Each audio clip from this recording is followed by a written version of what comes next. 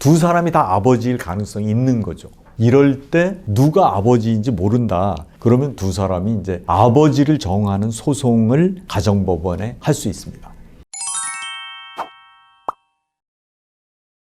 안녕하세요. 홍순기 변호사입니다. 저는 그동안 상속에 관한 실무 경험을 바탕으로 여러분에게 그 노하우를 알려드리고자 이 채널을 운영 중입니다. 시청에 앞서 빨간색 구독 버튼을 눌러주시면 저에게 큰 힘이 될 것 같습니다. 이번 시간에는 친생자 그리고 친생 추정, 아버지를 정하는 소송이 어떤 내용인지 그 부분에 관해서 알아보도록 하겠습니다. 첫 번째는 민법상의 혼인 중의 출생자, 즉 친생자에 관해서 알아보겠습니다. 친생자라는 것은 법률상 혼인 관계에 있는 부모 사이에서 태어난 자를 얘기합니다. 아내가 혼인 중에 임신한 자녀는 남편의 자녀로 추정한다. 이게 민법 844조 1항입니다. 그리고 844조 2항은 혼인이 성립한 날부터 200일 후에 출생한 자녀는 혼인 중에 임신한 것으로 추정한다. 그 다음에 3항은 혼인관계가 종료한 날부터 300일 이내에 출생한 자녀는 혼인 중에 임신한 것으로 추정한다. 이렇게 한 조문에 3개 항이 들어있습니다. 그리고 이 친생자로 추정한다. 이건 굉장히 강력한 추정인데요. 효과는 뭐냐 하면 우선 반증이 허용되지 않는다는 겁니다. 판결을 받거나 이러기 전에는 이 추정이 깨지지가 않는다. 이 추정을 깨려면 친생 부인의 소밖에는 없다. 그래서 친생 부인의 소는 잠시 후에 또 설명을 드리고요. 친생 부인의 소로 깨지기 전까지는 생부가 있더라도 인지도 되지 않는다. 그러니까 내 아이다라고 데려갈 수도 없다. 이게 이제 친생 추정의 강한 효과입니다.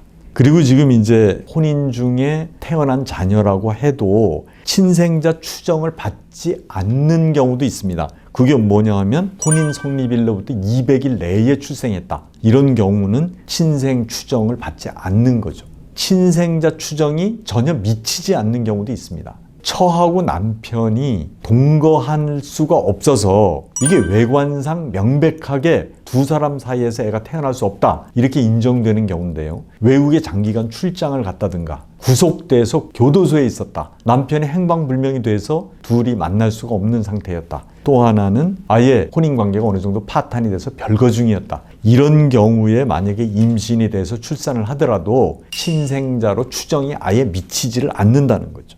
이게 이제 친생 추정이 강한데 이거를 이제 없앨 수 있는 친생 부인의 소에 대해서 말씀드리겠습니다. 친생 부인의 소는 남편하고 부인 이제 두 사람이 다 제기할 수 있는데요. 결국은 친생자 추정을 부정을 해서 법률상의 남편의 자녀가 아니다. 이거를 인정받기 위해서 제기하는 소입니다. 근데 이 소는 그 사유 안 때로부터 2년 내로 해야 됩니다. 그러니까 알고 나서 2년이 지난 다음에는 친생 부인의 소는 할 수가 없는 거죠.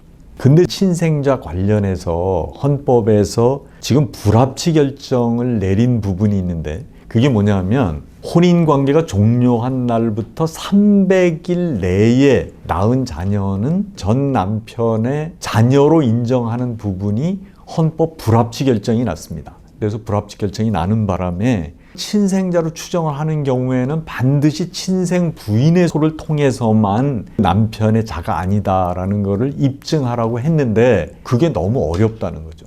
그래서 우리 민법을 이제 개정을 해서 민법 중에 친생 부인을 쉽게 만들어 놓은 부분이 있습니다. 그게 뭐냐 하면 친생 부인의 허가 청구. 이건 무슨 말이냐 하면 혼인관계가 종료한 때로부터 300일 내에 태어난 애가 전 남편의 애가 아니다. 이거를 전 남편이나 부인이 가정법원에 청구를 할 수 있는 거죠. 또 하나는 생부, 그러니까 뒤에 결혼한 남편이 자기 애인데 법률상 전 남편하고 종료한 때로부터 300일 내에 낳았기 때문에 전 남편의 자녀로 인정이 되는 경우 그때 후혼의 남편이 이건 내가 인지하겠다. 그래서 인지 청구를 받아달라. 이런 청구인데요. 친생 부인의 소가 절차도 좀 복잡하고 친생자 추정이 너무 강하게 되어 있기 때문에 그거를 좀 완화시키기 위해서 만들어 놓은 민법상의 개정안이다. 이렇게 생각을 하시면 되겠습니다. 마지막으로 이 친생자에 관해서 문제가 생기는 게 이제 아버지를 정하는 소송인데 그 부분에 관해서 좀 말씀을 드리도록 하겠습니다. 이제 여자가 혼인이 해소된 뒤에 바로 재혼을 해서 출산한 경우에 자의 출생일이 후혼 성립일로부터 200일 후고 그다음에 전혼 종료일로부터 300일 내일 수가 있습니다. 이때는 이제 부성이 충돌한다 그러는데 무슨 말이냐면 두 사람이 다 아버지일 가능성이 있는 거죠.